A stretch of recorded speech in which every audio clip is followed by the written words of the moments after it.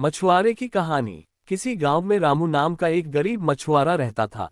वह रोज सुबह नदी किनारे जाता, जाल डालता और मछलियां पकड़कर बाजार में बेचता। इसी से उसका और उसके परिवार का गुजारा चलता था। भाग्य की परीक्षा। एक दिन वह हमेशा की तरह मछलियां पकड़ रहा था, लेकिन सुबह से ही उसका जाल खाली लौट रहा था। बार बार कोशिश करने के बावजूद उसे कुछ नहीं मिला। हारकर उसने सोचा कि आखिरी बार कोशिश करता हूं। उसने जाल नदी में डाला और कुछ देर बाद जब खींचा तो उसे एक सुनहरी मछली मिली।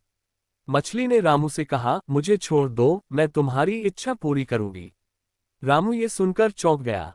पहले तो उसे यकीन नहीं हुआ, लेकिन फिर उसने सोचा कि यह कोई साधारण मछली नहीं है।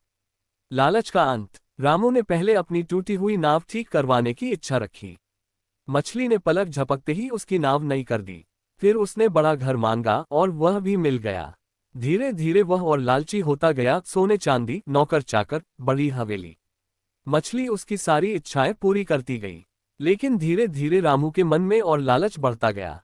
उसने खुद को राजा बनाने की इच्छा रखी। जैसे ही उसने यह इच्छा व्यक्त की, मछली मुस्कुराए और बोली, लालच बुरी बला है। अब सब कुछ वापस चला जाएगा।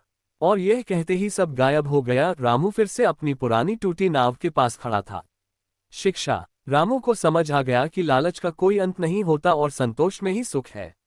इसके बाद वह फिर से मेहनत करने लगा और संतोषपूर्वक जीवन बिताने लगा। कहानी की सीख। लालच का परिणाम हमेशा बुरा होता है। हमें मेहनत और संतोष से जीवन जीना चाहिए।